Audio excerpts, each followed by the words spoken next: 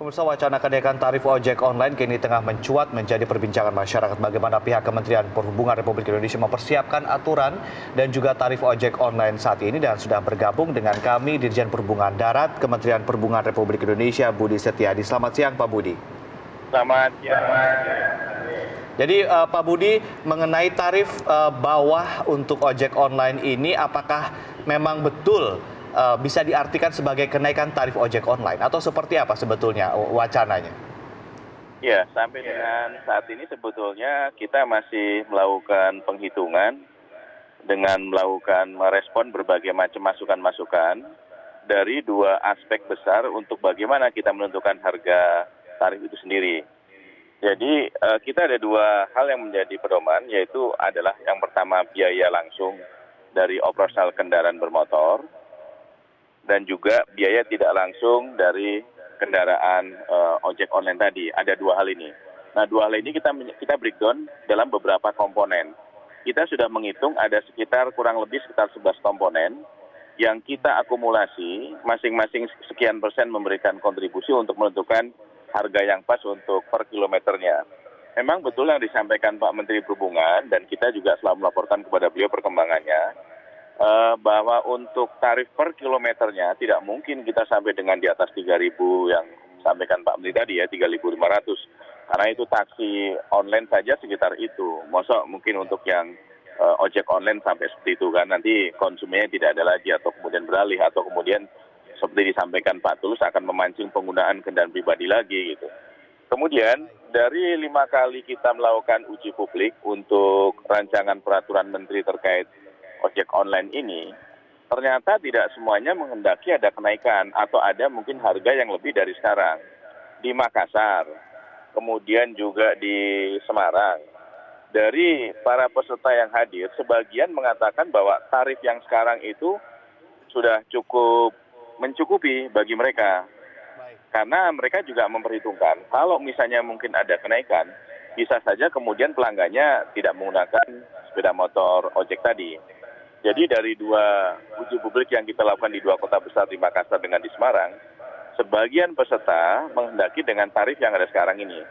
Nah, dari 5 kali kita melakukan uji publik, kita sedang nanti begitu kembali ke Jakarta, kita akan rapat kembali, kita akan konsolidasi kembali untuk melakukan penghitungan ini.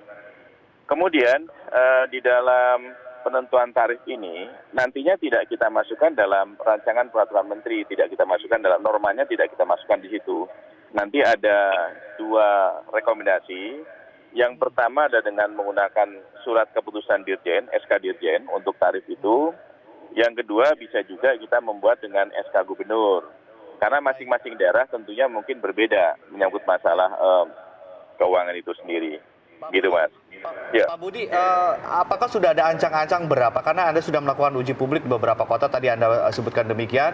Menteri Perhubungan bilang juga tidak akan lebih dari 3.500 karena memang itu tarif untuk taksi online juga memang segitu. Tapi intinya gambarannya ada di sekitar di kisaran berapa sih, Pak? Sudah ada gambaran tidak? Dari 2 kali di kota besar ini yang sekarang ada, yang existing, itu memang per kilometernya di bawah 2.000 ya, antara 1.600 1.800. Tetapi kalau menurut perhitungan kita, sesuai dengan dua komponen besar tadi, biaya langsung dengan biaya tidak langsung, itu perkiraan kita antara 2.400 sampai dengan 2.400 tarif batas bawahnya itu per kilometernya. Gitu. Baik. Pak, wacana untuk tarif bawah atau batas bawah ini, apakah betul karena memang ini desakan dari para pengemudi ojek online yang sering melakukan katakanlah demonstrasi dan juga aksi unjuk rasa di Jakarta dan kota-kota besar lainnya? Mungkin konfirmasinya, Pak? Kalau sebetulnya di dalam rancangan peraturan menteri ini, tadinya kan kita hanya memasukkan sekitar 4 isu yang kita normakan di dalam rancangan peraturan menteri, supaya ada perlindungan. Betul yang sampaikan Pak Menteri bahwa kita ingin mensejahterakan, bahwa kita ingin meningkatkan taraf hidup dari para pengemudi itu. Caranya bagaimana? Yang pertama, isu menyangkut masalah keselamatan dengan keamanan pengemudi dan termasuk penumpang, kita buat normanya dalam rancangan peraturan menteri ini. Kemudian juga menyangkut masalah tarif. Yang ketiga juga menyangkut masalah hubungan kerjasama antara kemitraan antara pengemudi dengan pihak aplikator. itu juga menjadi isu yang kita normakan. Demikian. Baik. Baik. Sekali lagi Pak, mohon konfirmasi range-nya ada di sekitaran berapa? Antara 2.400 tapi tidak akan lebih dari 3.000 begitu ya Pak ya? Ya, tidak akan lebih dari itu. Karena kalau di atas 3.000 berarti sudah sama dengan taksi online. Jadi kita menghitung dengan 11 komponen dari breakdown dari biaya langsung maupun tidak langsung, perkiraan kita antara 2.400. Namun demikian, ini belum kita putuskan. Setelah nanti semuanya kembali dari uji publik, baru kita akan rumuskan kembali.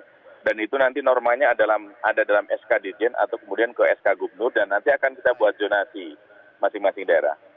Baik, terima kasih Pak Budi, Dirjen Perhubungan Darat Kementerian Perhubungan Republik Indonesia telah meluangkan waktunya di Metro Siang.